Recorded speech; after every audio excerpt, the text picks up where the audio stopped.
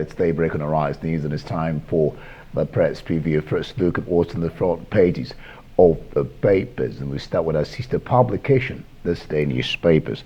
On its front page, it has Chants of Atiku as Makinde, the governor for Oyo State, launches second term campaign with some riders. G5 members committed to PDP, says Otom. At Oyo rally, aggrieved governors refused to name presidential candidate to support.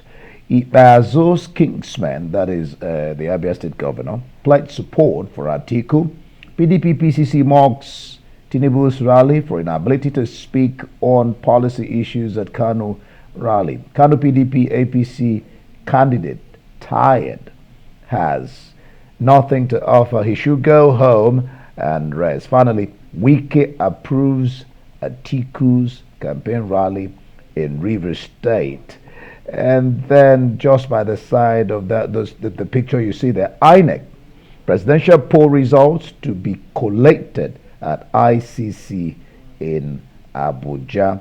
Then let's just go above the nameplate. Tinubu, Obasanjo unfit to recommend president for Nigerians. That is what Tinubu is saying there. Then NFIU unveils fresh guidelines to bolster CBN's cash withdrawal policy. It says new framework prohibits cash withdrawal from public accounts, outlaws payment of Estaco's overseas allowances to civil public servants in cash. Cash withdrawals from public accounts to be treated as money laundering offense when it eventually kicks in. That will be on March 1, 2023. That's for the This Day newspaper. And the Punch leading with 28 governors pile up 5.8 trillion naira debts for incoming governments.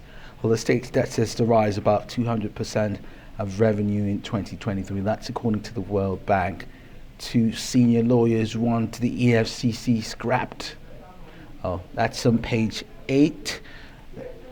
Consumers say electricity tariff hike illegal as anger spreads, and the federal government gives operators ultimatum to name all well owners.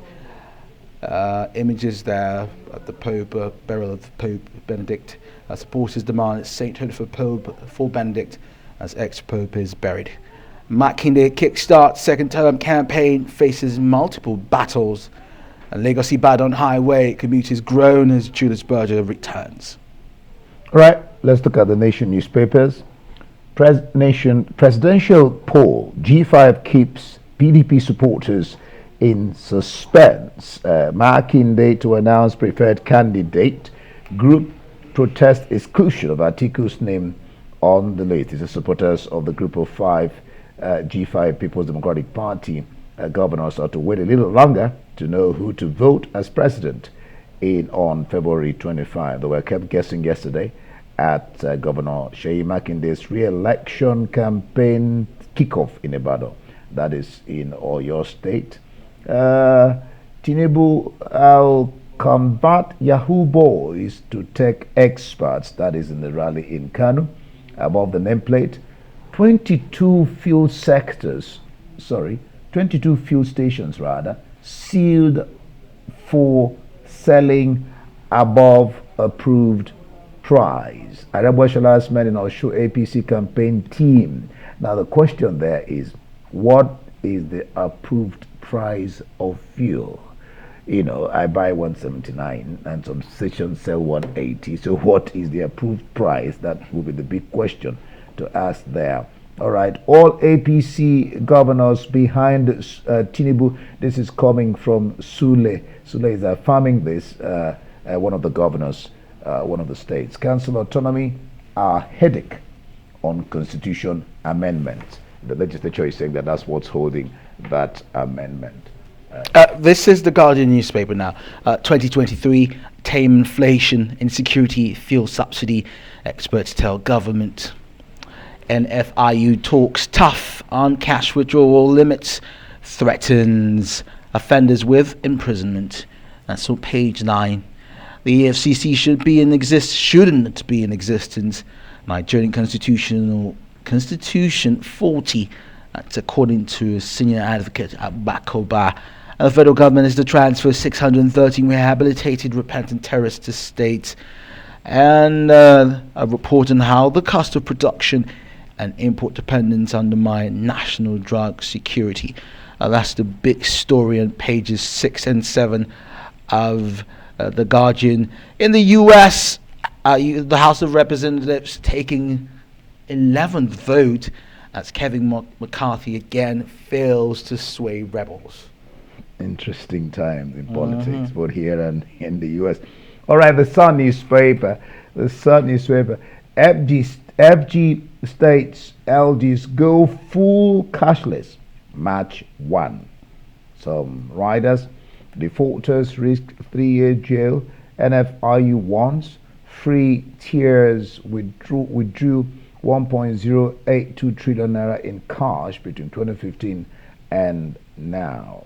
That picture you see there, G5 governors in Oyo keep mum on Atiku, seek support for other parties' candidates. Buhari to security agencies and crude oil theft by May 29. And then just below the Sun logo there, that strip in gray, the chair of NDDC, Loretta Onochie, money spent in Abuja, that is NDDC's money, has been spent in Abuja, Dubai, and others.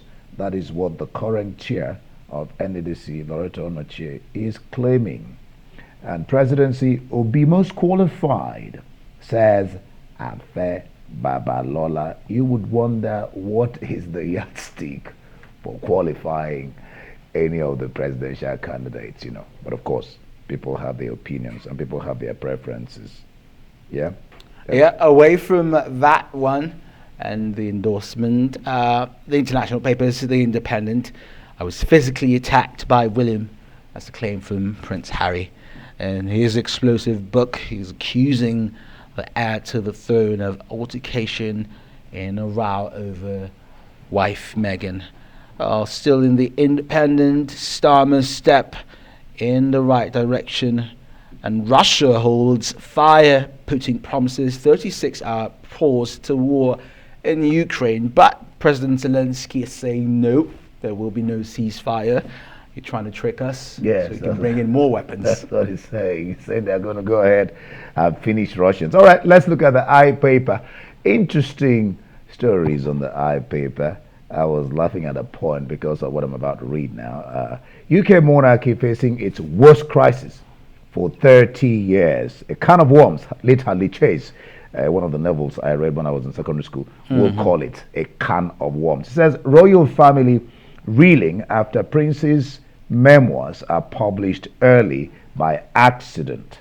Harry describes brother William as his arch nemesis and claims heir to the throne physically attacked him. Biggest royal split since the abdication of Edward VIII and most acute crisis since Charles and Diana separated. King made poor taste joke about paternity and called him, that is, King Charles called Harry spare son. Harry also claims Camilla plotted to take crown and marry Charles, and sons begged father not to wed her. And Prince says he may not attend the coronation of the king. Then if you look at that picture of Whoopi Goldberg, the comedian, she says, there's nothing a guy can do that I cannot except stand up to pee. Okay, thank you for informing us, Whoopi. Now we know. Those are the headlines. You can pick up any of those papers that you've seen and read up. That's it for today.